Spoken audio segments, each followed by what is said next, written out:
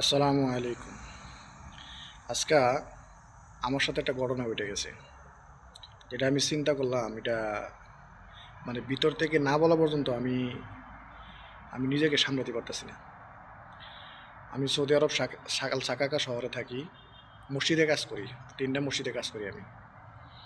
তো প্রথম মসজিদে জোহর থেকে আসর পর্যন্ত কাজ করি, আসার পর অন্য মসজিদে যাই। তো মসজিদে কাজ করার পরে যখন আমি আসতেছি, তখন আমার আসার পথে এক জায়গায় মার্সি মানে মিস্ত্রিরা যারা সৌদি আরবে থাকে এরা কাজ করে। কাজ বলতে এরা মানে লোড আনলোড গাড়ি নিয়ে বসে থাকে। যাদের গাড়ি লাগে তাদের সাথে কন্ট্যাক্ট করে এসে গাড়ি নিয়ে যায়, অথবা এনে ওরা বসে থাকে সৌদি আরবের খেজুর বাগানে কাজ করা লাগলে ওদেরকে একটা সৌদিরা কন্ট্যাক্ট করে নিয়ে যায়। তো এখান দিয়ে আমি প্রায় আসা যাওয়া করি। তো সালাম কালাম বিনিময় হয় এদের সাথে, মোটামুটি মুখে মুখে পরিচিত। তো এরা অনেকেই জানে আমি বাংলাদেশি। তো আমি আসতেছি, তো এক জায়গায় 5-7টা মিস্ত্রি দাঁড়ানো। তো তারা আমার এদিকে হাসতেছে আর হাসিনা হাসিনা হাসিনা বলতেছে। তুমি ভাবলাম এটা হয়তো বা এদের আরবি ভাষা, আমি পুরাপুরি আরবি ভাষা সব বুঝিও না, হইতে পারে তাদের একটা কোনো একটা ভাষা। তো আমি সারা দিই না।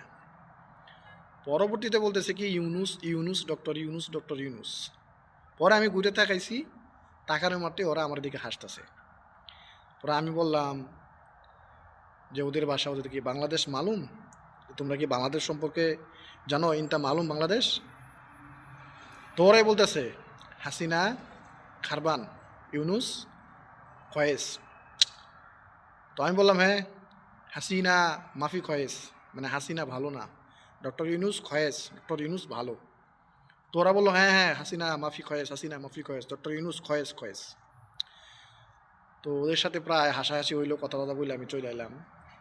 পরে আইসা আমি চিন্তা করলাম যে সৌদি আরব কই, মিশর কই, বাংলাদেশ কই। মোটামুটি পুরা ওয়ার্ল্ডের সমস্ত লোক জানে যে হাসিনার কর্মকাণ্ড সম্পর্কে। এই এগুলা কইরা কি লাভ হইল?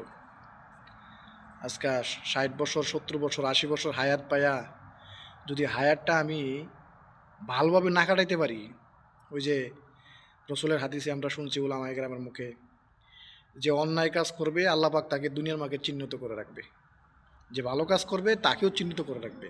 আসলে তো ঠিক। হাসিনা অন্যায় করছে দেশের সাথে, দেশের মানুষের সাথে, ইসলামের সাথে। তো এর পরিচয় আল্লাহ পাক সারা বিশ্বে সব জায়গায় ছড়িয়ে দিছে। এই জন্য উসমান হাদির কথাটা মনে পড়ে।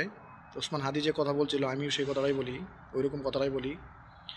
আপনি 70 বছর 80 বছর হায়াত পাইলেন, আবার একটা নাস্তিক মুরতাদ মুনাফেকও 70 বছর হায়াত 80 বছর হায়াত পাইল।